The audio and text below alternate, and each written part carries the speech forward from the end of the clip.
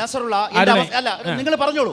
എന്റെ അവസാനത്തെ ചോദ്യം, ഇതിനകത്ത് ഈ ഉപതെരഞ്ഞെടുപ്പ് നിങ്ങളെ സംബന്ധിച്ച് LDF-നേക്കാൾ വലിയ വെല്ലുവിളിയാണ്. കാരണം ഇത് നിങ്ങളെ സംബന്ധിച്ച് നിങ്ങൾ രാഷ്ട്രീയമായി ചിന്തിക്കുന്നതല്ല, ലാസ്റ്റ് ബസ്സാണ്. ഈ ബസ്സും വിട്ടുപോയാൽ അടുത്ത പൊതുതെരഞ്ഞെടുപ്പിൽ നിങ്ങൾ പൂർണ്ണമായും പ്രതിപക്ഷത്ത് തന്നെയാണെന്ന് ആളുകൾ ധരിക്കും, വിശ്വസിക്കും. ആ നിലയിലുള്ള ഒരു വെല്ലുവിളി അത് കൺക്ലൂഡ് ചെയ്യുന്ന നിങ്ങളുടെ സ്റ്റേറ്റ്മെന്റ് അറിയാൻ വേണ്ടിയാണ്. ഓക്കെ, ഞാൻ അതിലേക്ക് വരാം. ഇപ്പം അരുണ് പറഞ്ഞ കുറച്ച് കാര്യങ്ങളുണ്ട്. അരുണ് പറഞ്ഞപ്പം AI ക്യാമറകൾ എവിടെയാ അതുള്ളത്? AI ക്യാമറ ഇപ്പോൾ എവിടെയും AI ക്യാമറ ഇപ്പോൾ വർക്ക് ചെയ്യുന്നില്ല.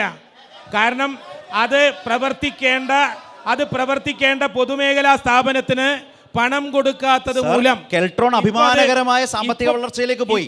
ആന്ധ്ര അടക്കമുള്ള സംസ്ഥാനങ്ങൾ അവരുടെ സംഘത്തെ കൊണ്ടുവന്ന് നമ്മുടെ AI സംവിധാനത്തെ കുറിച്ച് പഠിക്കാൻ വന്നു. വാർത്തയാണ് പറഞ്ഞത്, രാഷ്ട്രീയമല്ല. അല്ല, ഇത് വാർത്തയായിരിക്കും. ഇപ്പോഴത്തെ സാമ്പത്തിക നില നമ്മുടെ സംസ്ഥാനത്തിന്റെ എന്താ? നമ്മുടെ 1957 മുതൽ 2011 വരെ സംസ്ഥാനത്തിന്റെ വിവിധ മുഖ്യമന്ത്രിമാരും വിവിധ ഗവൺമെന്റുകളും വന്നിട്ട് 1,20,000 കോടി ഉണ്ടായിരുന്ന സാമ്പത്തിക ബാധ്യത ഇപ്പൊ കൊണ്ടുവന്നിരിക്കുന്നത് 6 ലക്ഷം കോടിയിലേക്കാണ്. നിങ്ങൾ പറയുന്നു വികസനമെല്ലാം ഉണ്ടെന്ന്. എന്തിനാ? കഴിഞ്ഞ സാമ്പത്തിക വർഷം സംസ്ഥാന പദ്ധതിയിൽ നിന്ന് 50% നിങ്ങൾ എന്തിനാ വെട്ടിക്കുറച്ചത്? പട്ടികജാതി വിഭാഗത്തിന്റെ പദ്ധതികൾ നിങ്ങൾ 50% പദ്ധതി കഴിഞ്ഞ മാർച്ച് 31 സാമ്പത്തിക വർഷം അവസാനിക്കുമ്പോൾ ഏറ്റവും വലിയ ബഡ്ജറ്റിലാണ് കേരളം ശരത്തെ ഒരു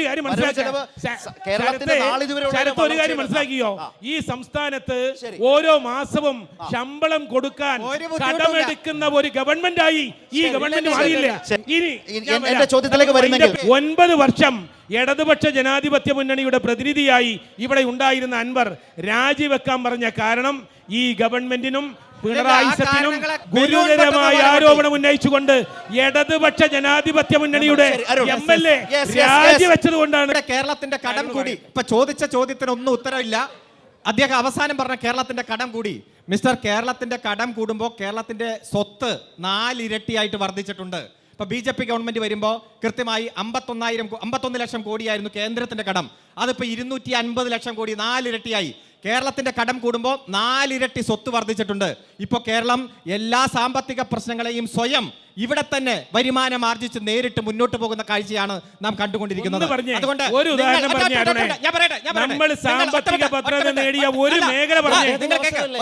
ഇപ്പൊ ഇവരുടെ ആശങ്ക എന്തെന്ന് വെച്ചാൽ ഈ കടം കൂടിയ അടുത്ത തവണ UDF അധികാരത്തിൽ വരുമ്പോൾ അവർ തിരിച്ചടക്കണം എന്നാണ്. പക്ഷെ നിങ്ങൾ അധികാരത്തിൽ വരില്ല, നിങ്ങൾക്ക് തിരിച്ചടക്കേണ്ടി വരില്ല.